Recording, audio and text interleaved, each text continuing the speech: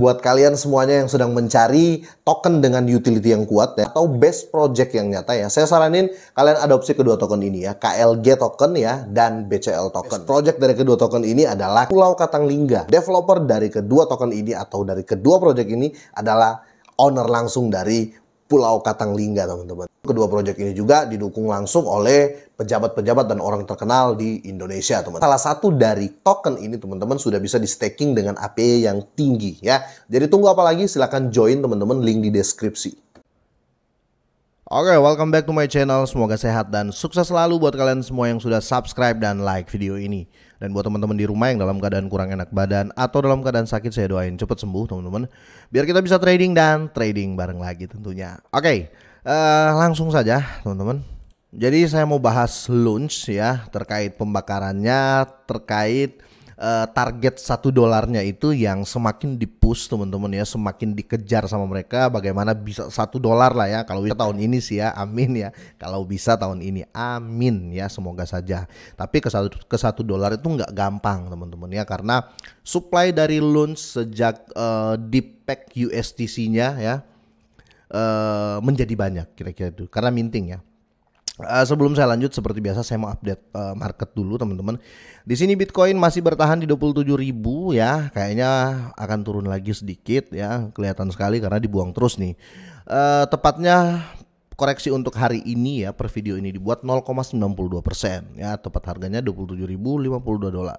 Nah, untuk di sini update lainnya untuk PEP di sini koreksi 3%, CFX koreksi, Sen naik 11% ya, Lofi dan lain-lain ya. Signifikan sini PAU ya naik 5,30%.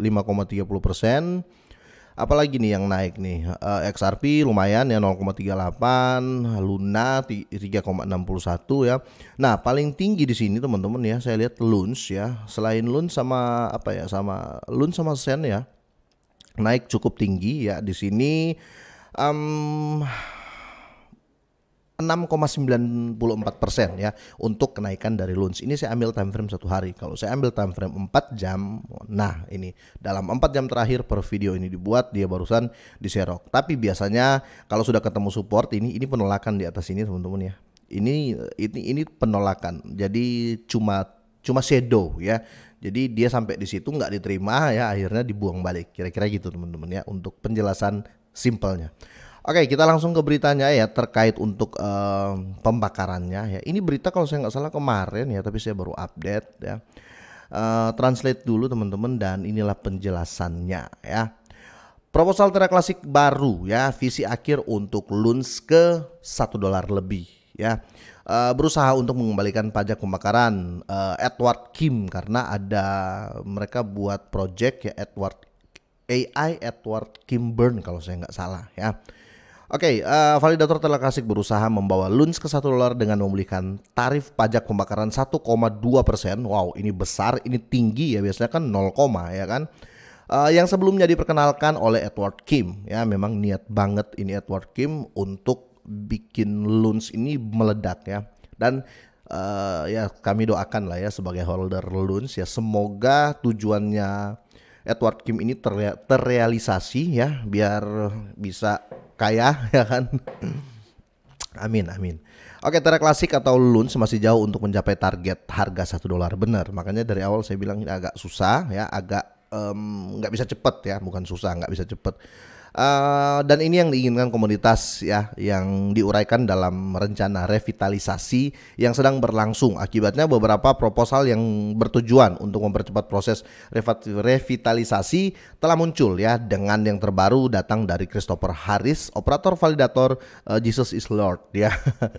Harris bertujuan untuk meningkatkan jalur launch ya menuju pencapaian $1 dengan mengembalikan tarif pajak pembakaran 1,2% yang awalnya diperkenalkan oleh Profesor Edward Kim September lalu. Ya, ini postingan langsung dari orang ini ya, dia pakai nama Jesus is Lord ya. Dia sudah publish di Twitternya, silakan cek ya untuk detailnya ya. Intinya di sini, teman-teman, final visi ya. Jadi visi terakhir ya, perencana untuk launch di harga $1 lebih ya. dijuluki visi akhir lunch ya hingga $1 lebih. Proposal 11549 bertujuan untuk memperkenalkan pajak on chain ya. Ingat ya, on chain ya, pajak on chain ya, bukan pajak off chain ya. Kalau on chain kan transfer antar wallet ya.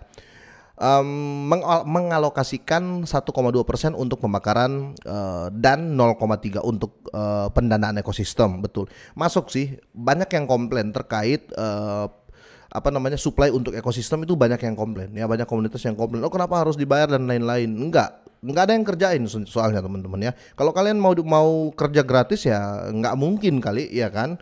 Apalagi untuk di sini pasti buang waktu banyak. Tetapi di sini kelihatan ya tim dari Lunch ini memang benar-benar kerja. Buktinya ada kenaikan ya, dan tujuannya itu di harga yang besar ya, kira-kira gitu teman-teman. Dan di sini intinya pelaku pasar akan membayar biaya 1,5% ya. Jaringan akan membakar 1,2% dari biaya yang mengirimkan dan mengirimkan ya 0,3% ke kumpulan komunitas.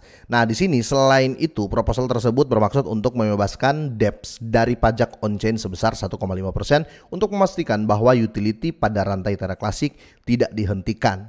Haris menyarankan bahwa jika proposal sinyal lolos, tim Layer 1 akan terlihat dengan 20 bursa teratas untuk memasukkan pajak pembakaran 1,2% pada transaksi off-chain ya. Jadi targetnya sekarang tuh 2 ya, jadi on-chain sama off-chain, ini keren.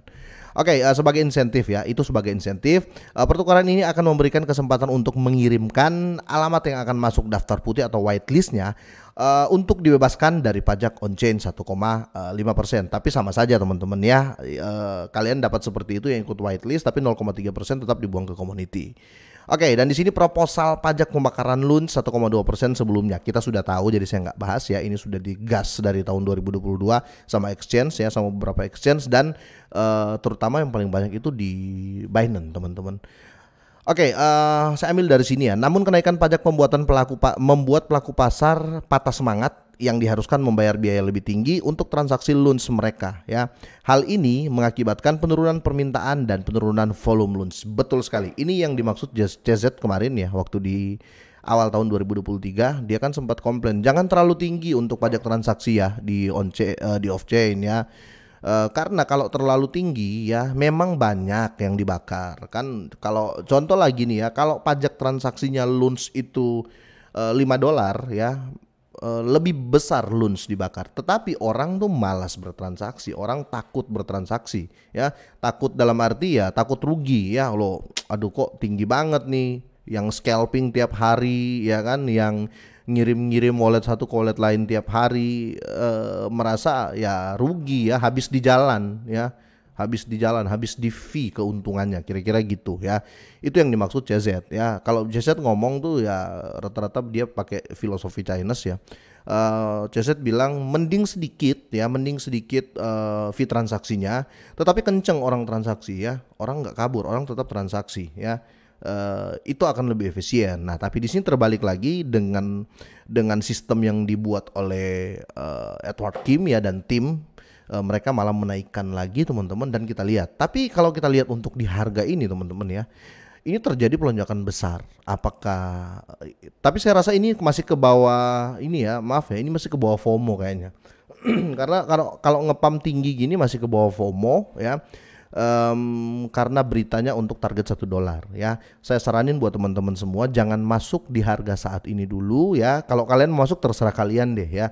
Kalau saya jangan dulu karena ini penolakan terjadi di sini teman-teman ya. Bentar, penolakan terjadi teman-teman di sini, makanya dia bentuk shadow ya.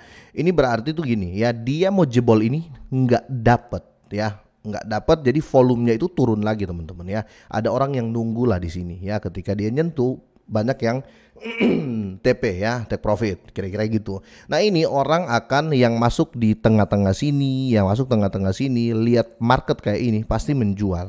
Nah, itu kenapa saya bilang itu kenapa saya masih percaya ini, karena faktor FOMO ya, takut ketertinggalan orang masuk. Tapi kalau kalian masuk sekarang untuk jangka panjang, bebas ya, saya saranin ya kalau masuk sekarang untuk jangka panjang 1-2 tahun. Kalau mau masuk sekarang berharap minggu depan profit ya, saya nggak sarankan teman-teman, karena kita belum tahu news berikutnya ya. Pasti terjadi koreksi ya, biasanya ya sudah naik tinggi terjadi koreksi. Kira-kira sampai di sini teman-teman, semoga ini bermanfaat ya. Tetap Dior, semoga sehat dan sukses terus buat kalian semuanya.